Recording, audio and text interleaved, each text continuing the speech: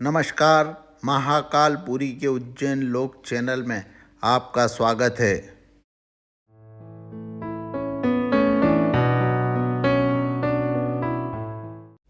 दोस्तों, आज मैं मौन को शब्दों में परिभाषित करने जा रहा हूँ। मेरा यह प्रयास गागर में सागर भरने जैसा भी है, क्योंकि आज मैं एक ऐसे विराट व्यक्तित्व को समय की परिधि में बांधने का प्रयास कर रहा हूँ, जो जन्म मरण के बंधनों से मुक्त है, जो जीवित रहते जन कल्याण के मार्ग पर चलते रहे और ब्रह्मलीन होने के बाद उनकी जागृत समाधि भक्तों को कृतार्थ कर रही है। जी हाँ, मैं बात कर रहा हूँ कली पावनावतार अखंड मौन व्रती परम पूज्य श्री श्री मौनी बाबा की।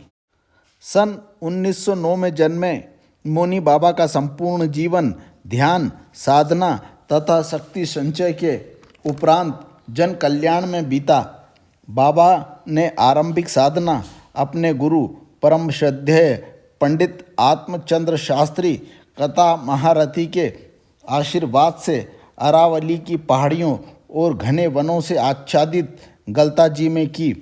यह वही स्थान है जहाँ ऋषि विश्वामित्र के शिष्य गालव्य ऋषि ने तपस्या की थी। गोस्वामी तुलसीदास जी ने भी 3 वर्ष तक इसी घने वन में रहकर श्री रामचरित्र मानस के अयोध्या कांड की रचना भी की थी। इसी स्थान पर ब्रह्म ऋषि मौनी बाबा को तपस्या से प्रसन्न होकर माँ भगवती भुवनेश्वरी देवी ने आशीर्वाद प्रदान किया तथा यह स्थान छोड़कर जन कल्याण के लिए चलने का आदेश दिया। देवी के आदेश को शिरोधार्य कर बाबा तत्क्षण ही वहाँ से रवाना हो गए। इसके बाद उनकी यात्रा निरंतर जारी रही। अपने चमत्कारों से दीन दुखियों रुग्णों के कष्ट हरते हुए बाबा देवीय कृपा से कब उज्जैन आ गए पता ही नहीं चला। उज्जैन के नरसिंह घाट पर करीब 5 वर्ष तक ध्यान व तपस्यारत रहते हुए गुप्त साधना की। कुछ समय बाद वे हरिद्वार कुंभ चले गए। कुंभ के बाद पुनः उज्जैन लौटे तथा ध्यान साधना का क्रम फिर शुरू हो गया। सन 1967 में मंगलनाथ मार्ग स्थित भगवान श्री कृष्ण की शिक्षा स्थली सांदीपनी आश्रम के निकट उनके शिष्यों ने एक आश्रम रच दिया और नाम दिया मौन तीर्थ। मंगलनाथ मंदिर जाने वाले मुख्य मार्ग से सटा यह आश्रम आज भव्य रूप में लाखों भक्तों की आस्था का केंद्र है। बाबा का मौन जिज्ञासुओं और अनुयायियों का आकर्षण था। संपूर्ण जीवन में वे मौन रहकर केवल मुस्कुराकर आशीष का आलोक फैलाते रहे। वे शिष्यों से कहते थे, गुरु एक तत्व है जो स्थूल शरीर के न रहने पर भी सूक्ष्म शरीर से भक्तों व शिष्यों का रक्षण करता है। हमारी समाधि सदैव जागृत रहेगी और तुम्हारी मनोकामनाओं को पूर्ण करती रहेगी।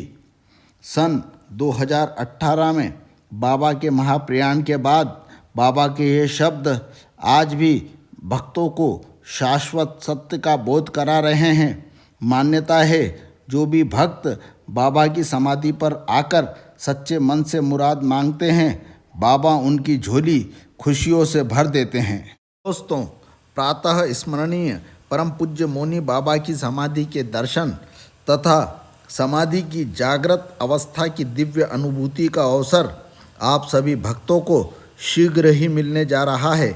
आइए जानते हैं उत्सव की यह बेला कब आने वाली है। हमें यह बताने के लिए हमारे साथ है मौन तीर्थ पीठाधीश्वर मानस भूषण संत श्री डॉक्टर सुमन भाई जी। श्री मौन तीर्थ पीठ प्रत्येक वर्ष की तरह इस वर्ष भी ब्रह्मलीन पूज्यपाद श्री श्री मौनी बाबा जी महाराज का 113वां जन्म जयंती समारोह मना रहा है। इस समारोह के अवसर पर 12, 13, 14 दिसंबर को सभी शिष्य भक्त देश विदेश के उपस्थित होकर अपनी श्रद्धांजलि श्रद्धा सुमन बाबा के प्रति अर्पण करेंगे।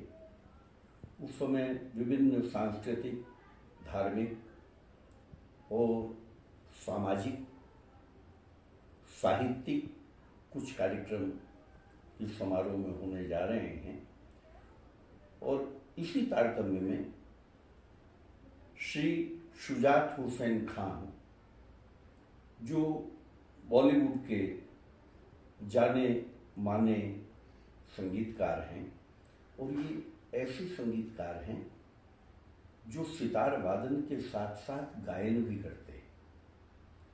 इनकी प्रस्तुति भी हो रही है और उसके साथ ही बेंगलोर की श्रीमती संगीता कुलकर्णी, ये भी संगीत जगत में एक बहुत ऊंचा नाम है, उनकी भी प्रस्तुति इस वर्ष होने जा रही है।